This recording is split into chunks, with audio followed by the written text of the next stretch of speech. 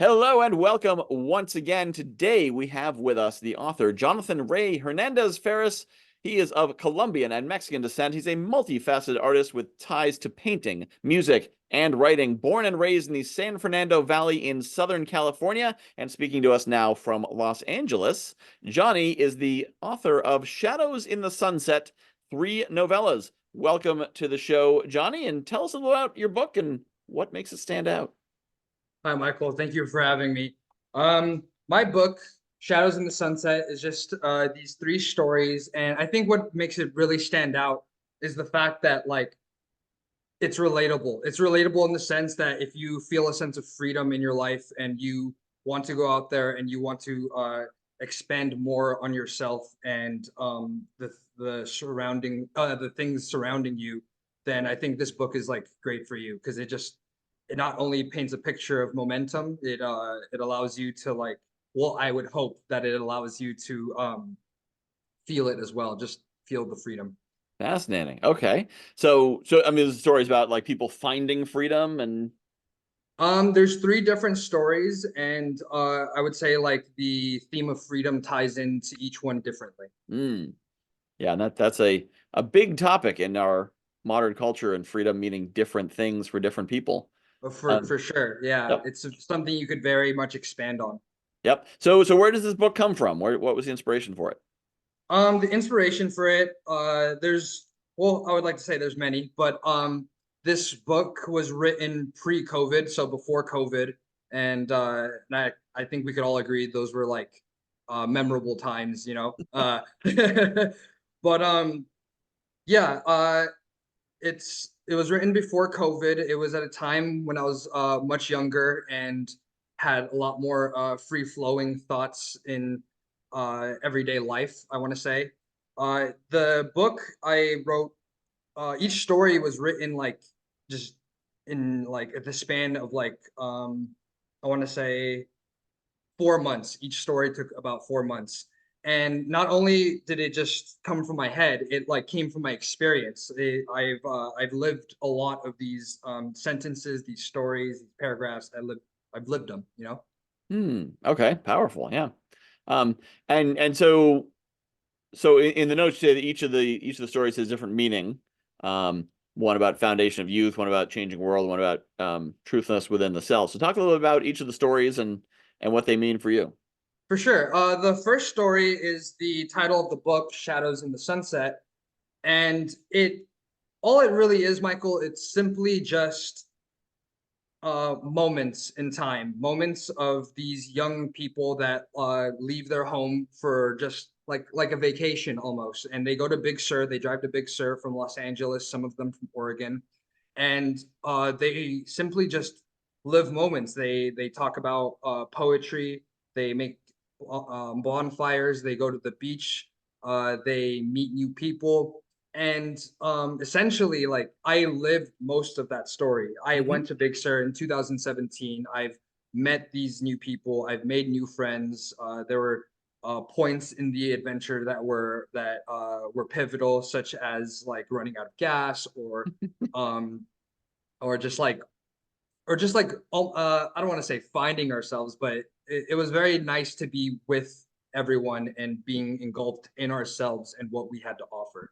So that's the basis of the first story, which is Shadows in the Sunset. And continuing off of that, the next story is called Underland. And Underland, before I continue with the story, I'd like to say where the title comes from. And I'm sure, Michael, you're familiar with the story Alice in Wonderland. Yep. Yeah, so in the story when you read it, someone tells somebody that the place they're in is called Underland, but Alice heard it differently and said Wonderland, you know? So that's where the title comes from, Underland. And what the story is, it's these two people who are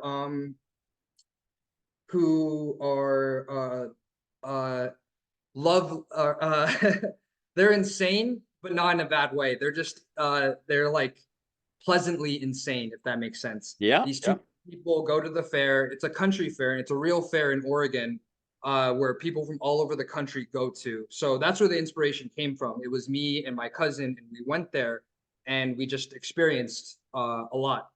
And we even had fake names. You know, I was James, she was Summer, and those are the characters in the book. And it's about these two wacky characters just at the fair. And I want to say where the theme of freedom ties in there. There's a lot of themes in that story specifically, dealing with like country, dealing with like climate, dealing with just the foundations of youth. Hmm. But with that story, I believe the theme of freedom comes in with the main character James, and he's a journalist. However, he's never published anything. He just hoards all his work, and he brags about it all the time. But like he just sees loopholes and things that like are either unjust or just like not right, and he just writes them down. And when he talks to people about it, he sounds crazy. So that's the gist of that story. Okay. Yeah, that was And also written in 2017, 2018. okay. So so the way you're describing it feels like for this would be a great book for people who are kind of feeling hemmed in their real life as an escape, and they can go on this journey of freedom with your characters through the stories. Would that be accurate? Yes, and I would like to say like it's very fun. It's like if you find yourself in that realm of thought, then this story is just very fun for you, you know? Nice. Yeah, Yeah. that sounds And I great. like to Especially, say that at the end of I would like to think that at the end of every story you take something with you, but at the end of this story, I would like to think that you you just take like a piece of something you never had before. mhm. So, but you'll it sounds like you'll leave, feeling lighter and better and uplifted by these. That Yes. okay? So Yes. these aren't sad stories, that dramatic and tense, and they're more light. Yeah, the third story, unfortunately I like to say is dramatic and tense A little and like heavier. yeah, very much heavier. Okay. The third story is called A House with No Progression. And as you can guess with that title, it's a house with a lack of progression. It's Yeah. this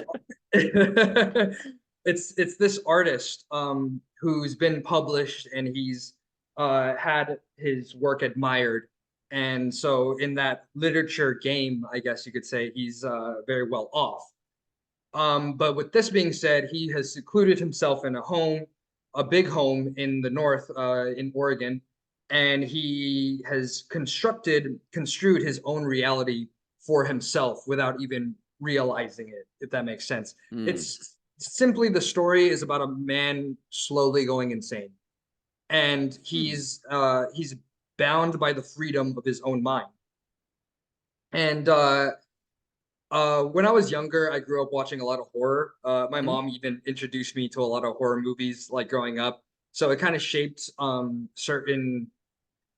it shaped me in the Hmm. sense that I love horror stories and I love to tell them. So this was my take on a horror story. And it follows a character named Ray, who again secludes himself in this house, and he's just writing. He's writing on the walls. He's writing on his typewriter. He talks to people without even remembering the conversations. And the story is two parts: part one, part two. Part one is his perspective. It's like how he sees everything, and I'm just gonna say you can't necessarily trust him, you know. And then the second part of the story is a third person point of view of everything that happens. So the reader has something to make sense of everything. And it's tragic, but it speaks in volumes, I think, because of the tragedy. Fascinating. That definitely sounds like another interesting twist, and also an interesting escape. Which it sounds like their whole book is great for people who want to dive into a story or a series of stories, and sort of let it take them away, which is what reading really should be all about. Of course, yeah. And I'd like to add that all three of these stories interconnect in some way. Oh, okay, nice. Either Ray from the third story wrote the first story, or James from the second story um sees the house in the third story. There's connections that you will make Hmm, when you read it. interesting. All right, and so in addition to being a writer, you're also an artist. Is that correct? Yes, I I produce beats and rap, and Mhm. I paint. Okay. Yeah, And I paint. No, so no, how does that continue. tie in with your writing? Yeah, the painting and the music definitely does, in the sense that in the first story you'll see like my music. When I say my music, I can't put music in a book, but I could put the lyrics in the book, and I Mhm. have like he has poems that he shows and he raps, and so that's tied in. But my paintings are tied in like a lot more. For each story, there's a picture, and it's just a painting I painted. And even the cover is a painting that I made, Mm-hmm. and it's just like a character going like this. But uh, what I like to do is I like to do portraits of people, or yeah, but just portraits of people. And I have stacks and stacks of notebooks, like just stacks, and they all have words in them. And I rip out all these notebooks just to put them in the paintings and relate them to the image. So when you look at one of my paintings, there's a lot more to see than just the person I painted. There's words that relate to their life. There's like smaller pictures that can make up the bigger picture. It's just there's just a lot to take in when you look at one of these images. Fascinating. And so what's next for you after this project? Just to keep working, just to keep making art. I want to make a compilation of music so I could perform soon. Because I have like a monster amount of energy, and I would love Mhm. to just release it into the masses or something. But to paint more specifically, I just moved into a new apartment, and I am setting up a whole painting area, and I'm looking for people to paint. I'm looking for more experiences to like draw into imagery, and I'm writing more. I'm currently writing my second novel, and it is titled "The Wrong Side of Paradise." Hmm. Very Yeah, nice. So you're still in the I've writing process of that. yeah, I've actually been in the writing process of this since like 2017. Okay. I came up with the story back then, and I've just been writing it ever since. And it's the book is about paradise. It's about a man who tries to get away from it all, ends up in LA, and he's just engulfed in his own indulgence. And then there's a kid that just graduated high school that just is acting a fool in the city, and it's there's just a lot to take in with this novel, which is why it's been taking me so long. Yep. Very Yeah. nice. Yeah, that's how novels, sometimes you start writing, then your characters decide they're gonna do something else, and you're like, hey, where are you going? I was running Yeah. here, and now you're going over there. What's going on? Yep. For sure. It's Yep. hard to keep track of them sometimes. Yep. Yeah. So what would you say is the overall message within your art and your writing and all you're accomplishing? I would like to say momentum, which Hmm. is like a subcategory, or maybe I was gonna say a subcategory of freedom, or maybe momentum's the subcategory of free. Wait, sorry. I meant to say either momentum's the subcategory of freedom, or freedom's the subcategory of momentum. But either way, momentum is what I hope to give to the masses, to anybody, just because when you have a momentum it just keeps going, and it Hmm. create a kingdom, and all these stories that are in this book specifically are all moments that I've lived, and um I just put down on paper, and I just hope that people read this and become inspired to make their own moments. And I believe in those moments are like the greatest senses of freedom possible. Fascinating. Okay. Is there anything else you'd like to add that I haven't asked you about yet? Um, no, just to read my book. I swear you won't regret it.